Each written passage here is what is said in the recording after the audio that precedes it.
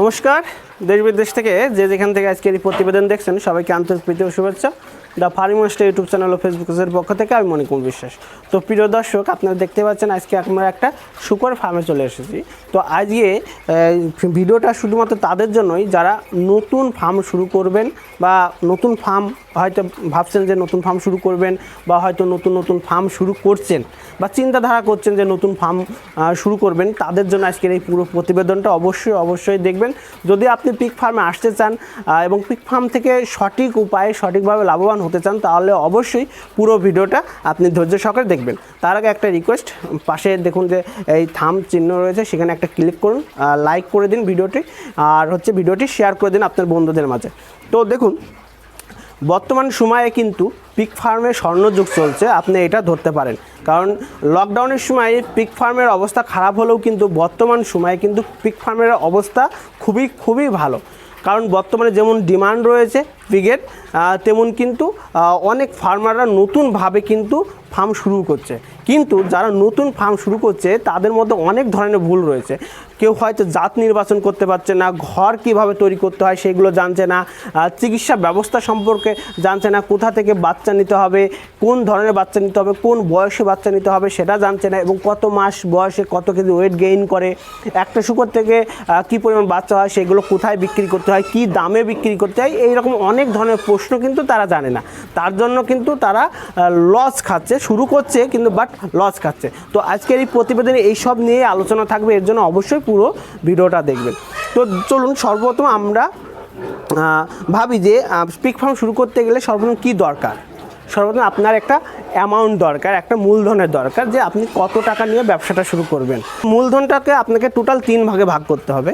একটা হচ্ছে শূকরের বাচ্চা কেনার বাবদ, এবং আরেকটা হচ্ছে খাবারের বাবদ, এবং আরেকটা হচ্ছে আপনার ঘর, মানে যেখানে শূকরটা রাখবেন সেই ব্যবস্থা বাবদ। তো দেখুন, আপনারা যারা শুরু করবেন সর্বপ্রথম ছোটো করে শুরু করবেন, নট বড় করে শুরু করবেন না, কখনোই ভুল করে বড় করে শুরু করবেন না। অনেকেই বাচ্চা বিক্রির লোভে বা অনেক ট্রেনাররা লোভের বশবর্তী হয়ে আপনাকে উপদেশ দিতে পারে যে আপনি একবার বিগ অ্যামাউন্ট নিয়ে শুরু করুন বা বড় প্রজেক্ট শুরু করুন। কখনোই তা করবেন না, সর্বপ্রথম আপনি ছোটো করে করবেন। তার আগে আপনি চিন্তা করবেন যে আপনি ফ্যাটনিং করবেন, অর্থাৎ ফার্মে বাচ্চা থেকে বড় হবে, সেই বাচ্চাগুলো সেই ফ্যাটনিং করা যে পূর্ণবয়স্ক শূকর সেগুলো মার্কেটে বিক্রি করবেন, সেটা করবেন, নাকি এখানে বাচ্চা উৎপাদন করবেন, সেই বাচ্চাগুলো মার্কেটে সেল করবেন, সেটা নিয়ে আপনাকে ভাবতে হবে। এসব নিয়ে আমি আলোচনা করব, এর জন্য অবশ্যই পুরো ভিডিওটা দেখবেন। তো দেখুন, আপনি মোটামুটি 2 লাখ টাকা নিয়ে যদি আপনি ব্যবসা শুরু করেন, তাহলে দেখা যাচ্ছে যে আপনি যদি ঘর তৈরি করতে 30,000 টাকা লাগান, 70,000 টাকা দেখা যাচ্ছে যে আপনি বাচ্চা কিনতে রাখবেন, এবং বাকি যে টাকাটা থাকবে সেই টাকা কিন্তু আপনি খাবারের জন্য রাখবেন। কারণ একটা শূকর কেনার পরে মিনিমাম 9 থেকে 10 মাস পরে কিন্তু আপনি এখান থেকে একটা রিটার্ন পেতে পারেন। কিন্তু সেটা ডিপেন্ড করছে যে আপনি কোন বয়সী বাচ্চা বা শূকর কিনে আপনি ব্যবসা শুরু করবেন। যদি আপনি একটু বেশি বয়সের দেখা যাচ্ছে 1.5 মাস 2 মাসের বাচ্চা নিয়ে শুরু করেন, তাহলে হচ্ছে প্রফিট মানে আপনার রিটার্ন আসতে একটু সময় বেশি লাগবে। যদি আপনি একটু বড় নিয়ে শুরু করেন, তাহলে রিটার্ন একটু তাড়াতাড়ি আসবে, এইরকম কিন্তু হয়। এবং এবার আসি আমরা ঘর তৈরি। ঘরটা কিছু এমন জায়গায় করবেন যেখানে মানে অবজেকশন থাকবে না। আপনার আশেপাশে থেকে একটু লোকালয় থেকে একটু আলাদা জায়গায় করবেন, একটু ফাঁকা জায়গায় করবেন, যেখানে কারেন্টের সুযোগ রয়েছে এবং গাড়ি যাতায়াত করতে পারেন, সেই সব জায়গা নির্বাচন করবেন যাতে আশেপাশে কোনো বাড়ি না থাকে। কারণ অনেক সময় আছে যে শূকরের যে আউটলেটটা থাকে, সেই আউটলেটটা পরিষ্কার করতে দেরি হলে গন্ধ হতে পারে, শূকরে খাবার দেওয়ার সময় একটা চেঁচামেচি হতে পারে, সেখানে আশেপাশের লোক একটা অবজেকশন জানাতে পারে। তার জন্য অবশ্যই একটু দূরে করবেন। কারণ অনেকে আছে যে ফট করে একটা মানে কিছু লোকালয়ের মধ্যে করলেন, কিন্তু পরবর্তীতে এই সমস্যার কারণে অবজেকশন দিল, তাহলে কিন্তু আপনাকে ফার্মটা তুলে দিতে হবে। কিন্তু এই জন্য একটু চেষ্টা করুন একটু ফাঁকা। ঘরটা হতে হবে কীভাবে, যারা বেশি ইনভেস্ট করবেন না তারা মোটামুটি এইভাবে করবেন। দেখুন, আমাদের বুক সোজা, অর্থাৎ 4 ফুট পর্যন্ত 5 ফুট পর্যন্ত হাইট এইরকম পাকা করবেন, এবং মেঝেটা করে দেবেন, মেঝেটা এরকম কংক্রিট দিয়ে ঢালাই করে দেবেন। ঠিক আছে, ঢালাই করে দেবেন, তাহলে কী হবে যে জায়গাটা নোংরা হবে না, কাদা হবে না, এখানে ওরা সুন্দর করে খেতে পারবে, থাকতে পারবে। এবং এই জায়গাটাগুলো একটা শূকর যাতে বড় হওয়ার পর আরেকটা ঘরে না যেতে পারে, হ্যাঁ, তার জন্য কিন্তু এইরকম হাইট করবেন। আর একটা জিনিস করবেন, দাদারা যেমন দেখেন যে এখানে একটা ব্যবহার, দাদারাও নতুন যখন ছিল তখন বুঝতে পারেনি ব্যাপারটা, একটা ঘরের সাইডে আর একটা ঘর করেছে, ওই দেখুন আরেকটা ঘর করেছে। এরকম করবেন না, এরকম করলে কি হয় যে খাবার দেওয়ার সমস্যা হয়, বাচ্চা নিয়ে আসার সমস্যা হয়, যাতায়াতের সমস্যা হয়। করবেন কিভাবে, যে একটা ঘর এমনভাবে মাপ নেবেন, তার মাঝখান দিয়ে এরকম আমি যে গলিতে দাঁড়িয়ে রয়েছে এরকম একটা গলি করবেন, করার পরে দুই সাইডই ঘর করবেন, এই সাইডেও ঘর করবেন, এই সাইডেও ঘর করবেন। তাহলে কি হবে যে আপনি এই গলি দিয়ে এইখানেও খাবার দিতে পারছেন, এখানেও খাবার দিতে পারছেন, এখান থেকেও বাচ্চাগুলো নিতে পারছেন, এখান থেকেও বাচ্চাগুলো নিতে পারছেন, আপনি এখান থেকেও সব কিছুর সুযোগ সুবিধা বেশি রয়েছে। আর একটা জিনিস কি, ঘরে এইরকম খাবারের জলের ব্যবস্থা করবেন। অনেকেই দেখা যায় একটা চৌবাচ্চা করে সেখানে জল দিয়ে রাখে, এতে কি হয় ওই জলের মধ্যে প্রস্রাব করছে, পায়খানা করছে, ওই জলে আবার খাচ্ছে, এতে শুকর কিন্তু অসুস্থ হওয়ার সম্ভাবনা বেশি থাকে। তার জন্য এই ড্রিঙ্কার সিস্টেম করবেন। দেখছেন যে ড্রিঙ্কার সিস্টেম আছে, এখানে শুকর এসে মুখ দেবে আর ওইটা ভিতরে ঢুকে যাবে এবং জল পড়বে, সেই জলটা ওরা কিন্তু মায়ের দুধ খাওয়ার মতন কিন্তু জল ওরা খেয়ে নিতে পারবে। আর খাবারটা যদি একটু উঁচু জায়গায় দিতে পারেন সবচেয়ে ভালো হয়, না হলেও যে যেখানে আপনার শুকর থাকে তার সাইডই পরিষ্কার করে, যেমন দাদারা এক সাইডই খাবার দিয়েছে এরকমও খাবার দিতে পারেন। কিন্তু খাবার দেওয়ার আগে অবশ্যই ঘরটা কিন্তু ভালো করে পরিষ্কার করে নেবেন, ভালো করে ধুয়ে নেবেন কিন্তু, ঠিক আছে। আর একটা জিনিস আছে, আমি ওখানে দাদারা নতুন করছে, এটা আমি অনুপমদার ফার্মে দেখেছিলাম, সেটা হচ্ছে এই দেখুন, যারা ব্রিডিং ফার্ম করছেন, বাচ্চা উৎপাদন করবেন, তারা চেষ্টা করবেন যে মা শুকরটাকে একটা লোহার খাঁচার মধ্যে, এটা নতুন তৈরি হচ্ছে অনুপমদার ফার্ম, সুন্দর করে আছে, দেখবেন অনুপমদার ফার্মে আমি দেখিয়েছি। এখানে শুকর থাকলে কি হয়, যখন বাচ্চা মানে ওরা ডেলিভারি হবে বাচ্চা, তখন কি হচ্ছে অনেক সময় চাপা পড়ে বাচ্চা মারা যায়, হয়তো রাতে ডেলিভারি হয়ে গেলে আপনারা বুঝতে পারলেন না, তখন দেখা যাচ্ছে ওই শুকরের চাপায় কিন্তু অনেকটা সময় 2-3টা বাচ্চা মারা যেতে পারে। আর 2-3টা বাচ্চা মারা যাওয়া মানে বুঝতে পারছেন 10-12 হাজার টাকা কিন্তু আপনার লস কিন্তু, তাই না? এর জন্য চেষ্টা করবে এটা লোহার খাঁচার মতন সিস্টেম করা। যখনই বাচ্চা দেওয়ার সময় হবে তখন কিন্তু আপনারা এই খাঁচার মধ্যে এনে দেবেন, ঠিক আছে, যাতে একটু খাঁচাটা একটু বড়সড় করবেন, যাতে ওরা একটু নড়াচড়া করতে পারে, এবং সাথে খাবার দেওয়ার ব্যবস্থা রাখবেন, এইরকম সিস্টেম করবেন ঘর। তাহলে ঘরের ব্যাপার গেলাম। এরপরও যদি কোনো জানার ইচ্ছা থাকে অবশ্যই আপনারা কমেন্টসে লিখবেন, আমরা লিখব। এরপর আসি জাত নির্বাচন, কোন জাতটা নিয়ে আপনারা এই শুকর পালন শুরু করবেন। তা শুকর পালন শুরু করতে গেলে আপনাকে সর্বপ্রথম সিদ্ধান্ত নিতে হবে যে আপনি ফ্যাটনিং করবেন না ব্রিডিং করবেন, না ব্রিডিং এবং ফ্যাটিং দুটোই করবেন।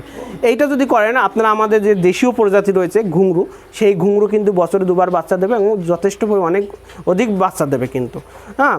আর আপনি যদি অস্ট্রেলিয়ান জাত নিয়ে শুরু করতে চান, তার মধ্যে আবার দেখা যাচ্ছে যে কিছু অস্ট্রেলিয়ান ব্রিড রয়েছে, যেমন আপনার লাজ হোয়াইট ইয়র্কশায়ার, তারপরে লাজ ইয়র্কশায়ারের সঙ্গে ল্যান্ড্রেসের ক্রস, হ্যাম্পশায়ারের ক্রস, এইসব ক্রস নিয়েও কিন্তু আপনারা আপনাদের ফার্মটা শুরু করতে পারেন। তাহলে ক্রস নিয়ে শুরু করলে বাচ্চাও অধিক পাবেন এবং সেখান থেকে ফ্যাটনিং করতে গেলেও কিন্তু আপনারা যথেষ্ট পরিমাণ ওয়েট গেইন করতে পারবেন। কিন্তু 6-7 মাসে কিন্তু আপনারা 1 কুইন্টাল ওয়েট গেইন করতে পারবেন। তবে এই ওয়েটটা কিন্তু অনেক সময় খাবারের তারতম্যের কারণেও হয়ে থাকে। আপনি যদি যথেষ্ট পরিমাণ পুষ্টিকর খাবার দেন তাহলে কিন্তু অল্প সময়ের মধ্যে কুইন্টাল হবে, অর্থাৎ বেশি পরিমাণ ওয়েট গেইন করবেন। আর যদি আপনি লতা পাতা শাক পাতা খাওয়ান তাহলে কিন্তু সেভাবে কিন্তু ওয়েট গেইন করতে পারবে না। কিন্তু অনেকে আছে খাবারের উপর লক্ষ্য রাখে না, কারণ আপনার খাবারটা হিসাব রাখতে হবে, কী পরিমাণ খাবার দিচ্ছেন, সেই শুকরটা 6 মাসে কী পরিমাণ টাকা খরচা হচ্ছে এবং সেই শুকরটা বিক্রি করে বা সেই শুকর থেকে আমার কত টাকা ইনকাম হচ্ছে সেই হিসাবটা করতে হবে। কিন্তু তার জন্য আপনারা খাবার কি রাখতে পারেন, খাবারগুলো যেমন পোলট্রির চাট রাখতে পারেন এবং আপনার কুড়ো, তারপর আছে আপনার ভুট্টার গুঁড়ো, চালের খুদ, তারপর আপনি ছোলার খুদ, তারপরে এইরকম, তারপরে সরিষার খোলের খুদ, এরকম কিন্তু বা মিনারেল মিক্সার এইসব বা পুষ্টিকর যেসব খাবার রয়েছে সেগুলো মিক্স করে কিন্তু আপনারা নিজস্বভাবে খাবার তৈরি করতে পারেন। এবং আপনারা হোটেল ওয়েস্ট খাওয়াতে পারেন, যদি আপনার এখানে অ্যাভেলেবেল হোটেল ওয়েস্ট থাকে, বিভিন্ন হোটেল থেকে আপনারা সেগুলো কালেকশন করতে পারেন। বা আপনার আশেপাশে কোনো যদি আশ্রম থাকে বা মন্দির থাকে, সেই মন্দির থেকে অনেক খাবার পাওয়া যায়, সেইগুলো আপনি খাওয়াতে পারেন। অনেক ক্যাটারার রয়েছে, তাদের সঙ্গে যোগাযোগ রাখলে পরে দেখা যাচ্ছে তারা অনেক অনুষ্ঠান বাড়িতে খাবার নষ্ট হয়, সেই খাবারগুলো এনে আপনারা খাওয়াতে পারেন। কিন্তু হ্যাঁ, এইভাবে কিন্তু আপনারা কালেকশন করতে পারেন, তাহলে কিন্তু আপনার খরচা কম হবে। আর বর্তমানে যে ফিড রয়েছে, ফিডের ব্যাপারে অনেকে আমার কাছ থেকে জানতে চেয়েছেন, আপনারা যদি ফিড খাওয়ান তাহলে কিন্তু আমি বলবো না লাভ কম হবে বা বেশি হবে, আপনারা বলবো না। আপনারা কিছুদিনকার জন্য আপনারা এর উপর একটা অবজারভেশন করতে পারেন, তাহলে আপনারা নিজেরাই বুঝতে পারবেন, ঠিক আছে। তা আপনার বেশি প্রফিটটা কোনটায়। অনেক ক্ষেত্রে আছে যে যারা খাবার মেনটেন করতে পারছে না, কিন্তু বড় একটা মানে প্রজেক্ট করেছে, সেখানে আপনার ফিডটাই কিন্তু যথেষ্ট হবে, কারণ যে পরিমাণ খাবার আপনি কিন্তু কালেকশন করতে পারবেন না, অধিক পরিমাণ খাবার, তখন আপনাকে ফিডে আসতে হবে। এতে কি হবে, ফিডে যদি কমও লাভ হয় তাহলেও কিন্তু আপনি অধিক থাকার কারণে কিন্তু আপনি বেশি লাভবানের সম্মুখীন হবেন। কিন্তু এর নিয়ে আর একটা বিস্তারিত আলোচনা করবো, এর জন্য অবশ্যই চ্যানেলটিকে সাবস্ক্রাইব পাশাপাশি বেল আইকনটি বাজিয়ে দেবেন। এরপর আসি আমরা একটা শুকর কত ওয়েট হয় 6 মাসে, মোটামুটি আপনার 1 কুইন্টাল, 6 মাস 7 মাসে 1 কুইন্টাল ওয়েট হয়। 1 কুইন্টাল ওয়েটে এখন বর্তমানে যে রেটটা রয়েছে আপনার 170 থেকে 210-এর মধ্যে রেট রয়েছে, জাত এবং স্থানকাল এবং ডিমান্ডের উপর নির্ভর করে যে কী রেট রয়েছে। তাহলে যদি মনে করেন যে 6 মাসে যদি একটা শুকর যদি 1 কুইন্টাল হয়, সেটা আপনার বিক্রি হবে গড় এবারে যদি 18,000 টাকা বিক্রি হবে। সেই শুকরটা যদি আপনার বছরে 10 থেকে 12,000 টাকা খাবার খায়, তাহলে 5 থেকে বছরে বলছি 6 মাসে, তাহলে কিন্তু ওখানে 4-5 হাজার টাকা লাভ হওয়ার সম্ভাবনা থাকে। আর যদি আপনি ব্রিডিং করেন, বাচ্চা উৎপাদন করেন, তাহলে যদি আপনি ভালো অভিজ্ঞ হন, যদি বাচ্চা মর্টালিটি কমাতে পারেন, তাহলে গড় এবারে যদি 6 মাসে মানে বছর 2বার বাচ্চা দেয়, তাহলে হচ্ছে আপনি গড় এবারে যদি আমি 8টা পাই, তাও 16টা বাচ্চা পাচ্ছেন। যে মর্টালিটি সব বাদ দিয়ে যদি 8টা করে বাচ্চা থাকে, তাও 16টা থাকছেন। সেটার বর্তমান রেট রয়েছে এখন 3500 থেকে 4200 টাকার মধ্যে কিন্তু রেট রয়েছে। এগুলো বাচ্চার জাত, ওয়েট, তারপর স্বাস্থ্য এর উপর ডিপেন্ড করে, তাই না? সেগুলো যদি আপনি করেন, তাহলে 18 যদি আমি গড় 4-এও ধরি, তাহলেও কিন্তু আপনি 72,000 টাকা সেল করতে পারবেন। এবং মায়ের জন্য যে এক্সট্রা যত্ন নিতে হয়, একটা বড় জোর 20 থেকে 25,000 টাকার বেশি কিন্তু বছরে একটা শুকরের থেকে বেশি খরচা হয় না কিন্তু, ঠিক আছে? তা এইটা হচ্ছে শুকর পালনের বিভিন্ন ধরনের ইনফরমেশন। তার বিক্রি করবেন কোথায়?